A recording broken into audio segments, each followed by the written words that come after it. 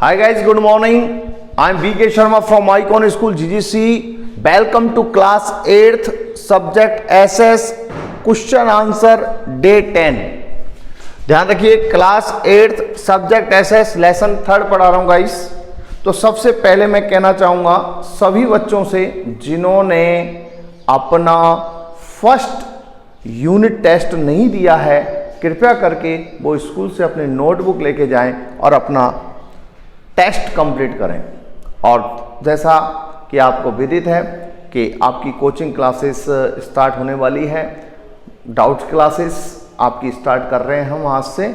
आपको टाइम बता ही दिया 5 o'clock पे, तो उसका भी ध्यान रखेंगे और आ जाएंगे। Lesson 3 ruling the country side. Question number first, describe the main features of the permanent settlement. Describe वर्णन कीजिए द मेन फीचर्स मुख्य विशेषताएं ऑफ द परमानेंट सेटलमेंट। जो परमानेंट सेटलमेंट हुआ था उसकी मुख्य विशेषताओं का आपको वर्णन करना है। तो guys the company introduce permanent settlement in 1793। Guys company ने परिचय कराया परमानेंट सेटलमेंट का 1793 में। The main features of the permanent settlement are as following. और जो प्रमुख विशेषता है, फीचर्स यानी प्रमुख विशेषता है परमानेंट सेटलमेंट की, जो प्रमुख विशेषता है वो निम्न है।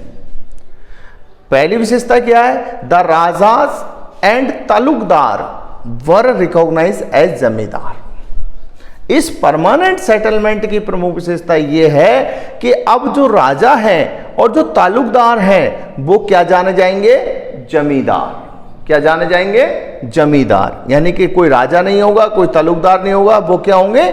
जमींदार। यानी कि पहली फीचर है आपकी the rajas and taluqdar were recognise as zamindar. Rajas को और तालुकदारों को जमींदार के रूप में जाना जाएगा। ये डेस्क आप कौन सा क्वेश्चन पढ़ रहे हैं? पहला question, describe the main features of the permanent settlement. Permanent settlement की प्रमुख विशेषता क्या है कि अब से राजा और तालुकदारों को जमींदार के रूप में जाना जाएगा।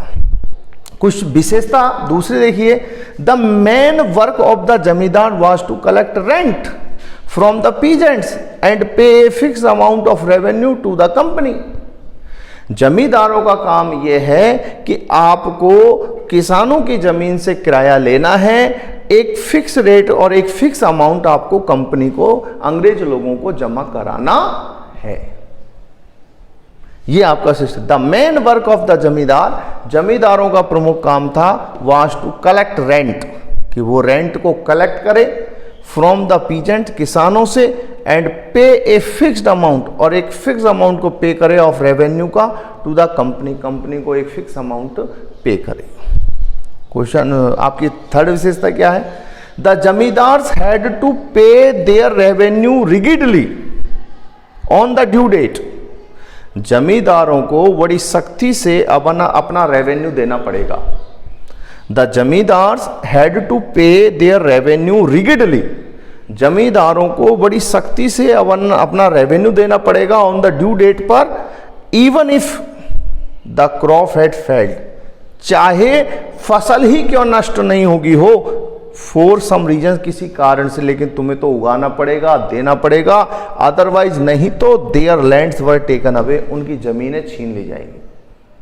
अब जो राजाज और तालुकदारों को क्या बना दिया गया? जमींदार। और उन्हें बताया गया कि भैया आप जमींदार के रूप में जाना जाओगे, आपका प्रमुख काम है एक फिक्स अमाउंट को देना कंपनी को, रेवेन्यू इकट्ठा करना, और यदि और सख्ती से पैसा दोगे, यदि नहीं दिया, फसल किसी कारण से नष्ट हो गई और तुमने उगाई नहीं की, तो तुम्हारी जमीन को हड़प लिया जाएगा, छीन लिया जाएगा। पहली विशेषता क्या है कि राजा और तालुकदारों को क्या जाना जाएगा? जमींदार। दूसरी विशेषता क्या है? उनका प्रमुख क्या काम है? रेवेन्यू इकट्ठा करना। तीसरा प्रमुख क्या काम है कि किसी भी कारण से फसल नष्ट हो गई, आपको उगाई करनी है, पैसा उगाना है, रेवेन्यू उगाना है, और अगर नहीं उगाया तो आपकी जमीनों को छीन लिया जाएगा। चौथी विशेषता क्या है? द जमींदार became rich while the farmers became poor. जो जमींदार थे वो तो धनवान हो गए और किसान क्या हो गए? पुअर, गरीब हो गए बेचारे। इस सिस्टम में ये था हमारा क्या था, describe the main feature of permanent settlement. Permanent settlement में जमींदार तो पैसे वाले हो गए और किसान पुअर हो गए। अब दूसरा सेटलमेंट आया, देखिए how was the Mahalwari system. Mahalwari system, अब दूसरा सिस्टम आ गया Mahalwari system, different from the permanent settlement. Permanent settlement से महलवारी सिस्टम कैसे अलग अलग है, तो आपको दोनों की विशेषताएं बतानी है। तो मैंने पहले बताया परमानेंट सेटलमेंट, ये आपका परमानेंट सेटलमेंट की प्रमुख 3 विशेषताएं मैंने बताई हैं आपकी 1, 2, 3, और ये महलवारी सिस्टम की 3 विशेषताएं बताई हैं 1, 2, 3। तो परमानेंट सेटलमेंट में क्या था, revenue rate was fix permanently. जो रेवेन्यू की जो रेट थी वो परमानेंटली फिक्स हो जाती थी कि आपको 10,000 रुपये उगाना है इस जमीन से, इस गांव से, तो वो उगाना ही है। दूसरा, under this system the revenue was determined as per the land holdings of the individual peasants. इस सिस्टम में परमानेंट सेटलमेंट में क्या होता था, एक किसान के पास कितनी जमीन है उसको देख करके रेवेन्यू निश्चित किया जाता था। Third, the responsibility of revenue collection was in the hands of जमींदार। जो रेवेन्यू जो इकट्ठा करने की जो जिम्मेदारी थी वो जमींदारों के हाथों में थी। ये 3 विशेषताएं आपको परमानेंट सेटलमेंट में लर्न रखनी है। अब आता है आपका महलवारी सिस्टम। महलवारी सिस्टम में पहला क्या है, इन this system the revenue rate was not fix permanently. इस सिस्टम में जो रेवेन्यू रेट थी वो परमानेंटली फिक्स नहीं थी। In this system revenue was to be paid by village called mahal. इस सिस्टम में जो रेवेन्यू पे किया जाता था वो विलेज के द्वारा किया जाता था, पूरे गांव के द्वारा, जिसको हम महल कहते थे। यानी कि एक व्यक्ति के द्वारा नहीं दिया जाता था कंपनी को रेवेन्यू, पूरा गांव मिलकर के उगा करके देता था। In the Mahalwari system the responsibility was given to the village headman. उसमें तो जमींदारों को जिम्मेदारी दी गई, इसमें विलेज हेडमैन को जिम्मेदारी दी गई, यानी कि जो गांव का मुखिया है वो ही रेवेन्यू इकट्ठा करेगा, वो ही रेवेन्यू देगा। तो गाइस इस प्रकार 3 सिस्टम है। पहला विशेषता ये कि रेवेन्यू वाज फिक्स कर दिया गया परमानेंट सेटलमेंट में, जबकि महलवारी सिस्टम में in this system the revenue was not fix नहीं था।